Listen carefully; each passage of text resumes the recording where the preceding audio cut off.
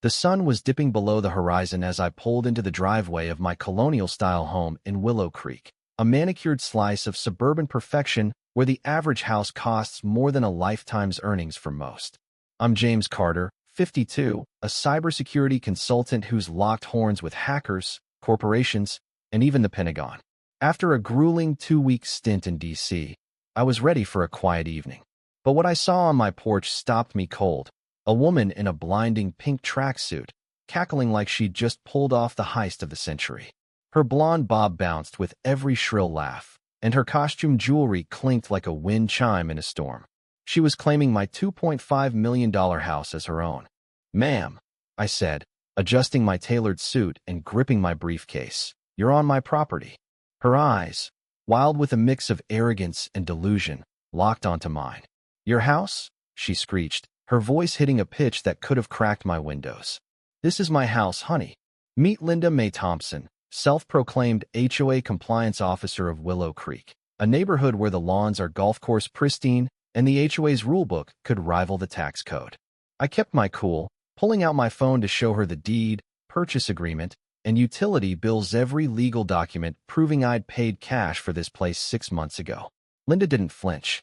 Instead, she whipped out a bedazzled phone and dialed 911, screaming, "A black man is trying to break into my house.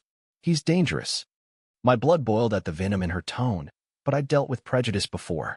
Losing my temper would only play into her narrative. Then I noticed the new deadbolts on my front door, heavy duty, like something guarding a vault. While I was in D.C., this woman had changed my locks. "Did you tamper with my house?" I asked, my voice dropping to a dangerous calm. "Of course," she sneered, patting my arm like I was a child. "Can't have riffraff waltzing into a respectable neighborhood like this." Her words, laced with racist undertones, implied I didn't belong in Willow Creek's manicured streets. She rambled on, accusing me of drug dealing because of my fancy cars, rental vehicles for business trips, and suspicious equipment, high-end cybersecurity gear. It was absurd, but the distant wail of sirens told me this was about to get messy. Officer Tom Bradley, a poker buddy from my work with the local police department, stepped out of the patrol car. "James, what kind of trouble are you stirring up now?" he asked, his grin fading as I explained Linda's stunt.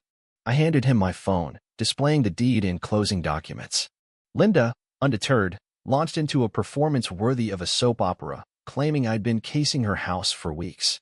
Tom's eyes flicked to my custom address plaque, the Carter residence, and he stifled a chuckle. "Ma'am, show me your proof of ownership," he said, his tone professional but skeptical. Linda sputtered, waving her arms, her jewelry jangling. "I'm the HOA compliance officer. I've been here 15 years. Everyone knows me. No documents, just entitlement." Then she made her first mistake. In her rant, she let slip, "I've been squatting in houses for 20 years, and no jumped-up tech guys stopping me." Tom and his partner, Officer Maria Sanchez, exchanged a look. A quick radio check revealed Linda had warrants in 3 counties for fraud, identity theft, and unlawful property occupation. My jaw dropped when Tom's radio crackled with more. She was linked to 12 squatting cases across 5 years. But the real bombshell came when my phone buzzed with a call from FBI agent Laura Bennett, a colleague from past cybercrime cases. "James, your address just flagged our surveillance system. We're tracking a property theft ring targeting wealthy black homeowners. You've got their ringleader in your front yard." Linda, now in cuffs, was part of a nationwide scheme that had stolen over 200 properties worth $100 million across 12 states. Her crew: Richard Hayes, a corrupt county clerk, Ellen Chin, a title company forger, and a private investigator named Carl Weaver, targeted black professionals who traveled often, betting on systemic bias to dismiss our complaints. Laura explained their playbook: cyber surveillance to track travel, forged documents to claim ownership, and racist intimidation to scare owners away. Linda's role was to move in, pose as the owner, and bully the real residents with her HOA clout. My neighbors, the Harrisons and the Morgansboth black families with a history of frequent travel, had their locks tampered with as well. A text from Dr. Morgan confirmed Linda had been snooping while they were overseas. 3 months later, I sat in a federal courthouse, watching Linda, real name Betty Lou Harris, from a nowhere town in Arkansas, face justice. The prosecutor painted a chilling picture.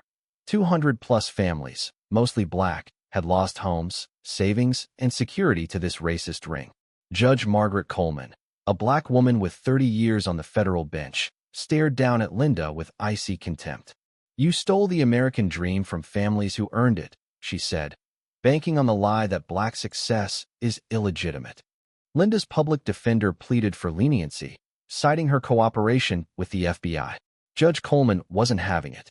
"Your client cooperated only after getting caught," she snapped. Turning to Linda, she continued, "You targeted black homeowners, believing authorities dismissed them. You were wrong." The gavel fell, sentencing Linda to 25 years in federal prison and $127 million in restitution. Her orange jumpsuit replaced the pink tracksuit, and her smug smirk was gone. The FBI sweep was swift. Carl, Richard, and Ellen were arrested, their network crumbling like a bad script. Over 180 families got their homes back, with a federal fund covering losses. A letter from Dr. Samuel Morgan, a surgeon whose home was targeted, brought tears to my eyes. "Your courage showed black success can stand tall against injustice." My house, now fortified with FBI-upgraded security, felt like a monument to resilience. But 2 years later, Agent Bennett called with news that froze me. "James, we were wrong about the ring's scope. There's an architect pulling the strings. The real mastermind? Tom Bradley, my poker buddy. He'd used his police access to pick targets, tapping government databases for travel data. That afternoon, he showed up at my door, gun in hand, his usual warmth replaced by a nervous edge. "James, we need to talk," he called, his voice tight. My security system steel shutters, reinforced locks, motion sensors kicked in, turning my home into a fortress. Through the intercom, I asked, "Tom, why?" His mask fell. "I built this empire," he growled. "The system doubts people like you." It was easy money, 400 families, 15 states, 8 years. He buried cases as the investigating officer, ensuring victims were ignored. But I wasn't defenseless. My Marine training and custom security tracked his every move, beaming data to the FBI. As he breached my back door with an explosion, Agent Bennett's voice crackled through my satellite phone. "Tactical teams here." Helicopters roared, and agents flooded in. Tom fired, but the team neutralized him in seconds. Laura later confirmed 12 more federal employees were part of the network, all arrested. The case was closed, the empire dismantled. Standing in my repaired home, I felt a quiet triumph. Linda's racism and Tom's betrayal had underestimated black resilience. With allies like Laura and a community that rallied behind me, I'd exposed a historic injustice. The Harrisons and Morgans, now safe, invited me to a neighborhood barbecue, a celebration of survival and solidarity. What do you think of this story? Have you faced injustice or stood up to someone like Linda? Is force ever justified against such wrongs? Or is there a better way?